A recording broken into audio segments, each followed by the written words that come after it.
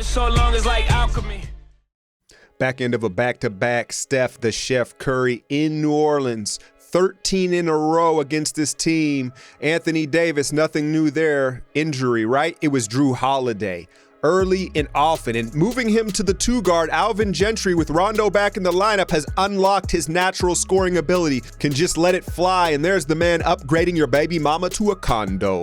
Coast to coast for Rondo. And it was really all New Orleans in the first half, up 20. Kerr chews out the champs at halftime, cursing down the hallways, and Chef goes into MVP mode. You saw the touch pass. There's KD starting to develop that Dirk Nowitzki free throw line game. I like it from an efficiency standpoint, but it was really about Steph in this third quarter. Baseline takes the bump from the 7-2 Ashik. Now out in transition, 1 of 5 threes, the pull-up game, on point, wet, splash, all that good stuff. And this game was really played with a playoff-like intensity. Everybody fired up, and then the forgotten man, all he does is get buckets. Clay, 4 of 5 from downtown, 19 points. Gotta credit New Orleans for hanging around, though. This time, Darius Miller for the 4-point play. The man shooting damn near 50% from the line, but Golden State, like they're in the iron triangle. Too many shooters. This time it's Swaggy P. Only 2 shots on the game. Both of them threes late in this fourth quarter. You're going to see this one hand in the face. It ends up in the same place, the bottom of the net. Golden State reclaims the lead. Could they come back from down 20 once again? Now, Draymond hasn't taken a shot in this second half. What does he do? Dangles the coconuts in Boogie's face. Huge 3. And then you know it wouldn't be a Warriors-Pelicans game without some ejections, right? Now, KD, 7 turnovers on the night. He had just got done being scolded by Draymond for not clearing out of the play, and he was just feeling some type of way about everything. Boogie, with the resting crybaby face, no stranger to these type of altercations, right? And Adam Silver's laughing all the way to the bank, man. He's like, cut the check. KD, Boogie, gone. Now with the game essentially over, this happens. Steph Curry severely rolls the surgically repaired right ankle. X-rays are negative, and we are awaiting the MRI as I cut this video right now. Golden State comes back from down 20 again.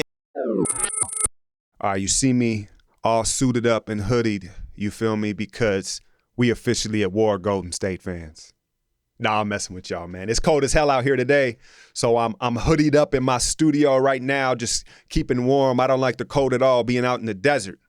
Let's talk about this injury, man. As of right now, and who knows when you're watching this video, we're awaiting MRI results on Steph's ankle. Now, apparently it was, it swelled up like a grapefruit post-game, but the thing was, the x-rays said that the surgically repaired screws or whatever they've done to it were uncompromised, right? So it's fine. The surgery is still intact, right? But obviously it's that ankle, and x-rays, for those of you not familiar with it, that's going to concern with the bone. Now the MRI is going to deal with the ligaments, the tendons in his ankle, and they're torn. When someone says a sprained ankle, it really means it's the severity of the tear of the ligaments and tendons in your ankle. So, I'm not a doctor, obviously, but, I'm going to say 2 to 4 weeks. It could be a good month. We're out without Steph Curry.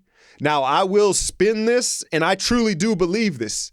If you were to ask Bob Myers, if you were locked in a room with Bob Myers and it was full disclosure, and it was like, hey, would you mind resting, or would you like to rest Steph Curry for like 15, 20 days? I'm sure he would love to do it. But obviously with, the way things are going in the NBA and how it is, you're not able to do that, right? You can't do it. And you're seeing the Warriors give these guys these periodic rests, right? They're all on these machines that say how much sleep they need optimally, how many minutes and all that. So this is with an asterisk, as long as this isn't a lingering thing that affects his ankle and he can recover 100%, he's out for 2, 4, 5 weeks, it could serve us greater in the long term, right? He will be fresher. He's getting that break. Remember, I brought up him needing a little bit of time away from basketball when I said he didn't look like he was having fun. So if he could get a month off, let the hand heal, let the body regenerate a little bit and come back, and, he'll have to get in game shape and find his timing, but have no long-term repercussions for that. This may be a blessing in disguise, okay? So moving forward, it's also going to be intriguing because, you're going to see the headline, are you still bored? I don't know what I'm going to I cut this video before I put it out, but I'm going to have something to the effect of bored, right? Because now the league, the Warriors, their fans, you can't be bored now because now you're missing the chef. So obviously this is going to fall, the ball's going to fall into KD's hands. He had 7 turnovers yesterday. And his pockets are getting lighter, right? Man, this is becoming an every game occurrence with him. And he is getting terrible calls, particularly on his shot blocks, man. He's getting guys cleanly and they're giving him touch whistles. But this is something that starts with Steve Kerr. Steve Kerr has to stop complaining, and then it'll trickle down to the team. Now, it's tough when you're in a coaching position like this because sometimes when you act like it's no big deal and you don't defend your players, it makes it worse, right? They get more enraged because they're like, my coach isn't standing up for me. But it's a balancing act because when you do stand up and argue and fight, it empowers them to argue and complain even more. So it starts with Steve Kerr stopping the complaining, and then next up is Draymond Green. Because we all know how Draymond is and his personality and the alpha that he is. If he can zip up his tongue and stop complaining and arguing, everybody will fall in line because they'll be like, well, shit, Draymond ain't saying nothing. If Draymond ain't saying nothing, I can't say nothing. So that's what they're going to have to do moving forward. I expect to see a lot of the ball in KD's hands, right?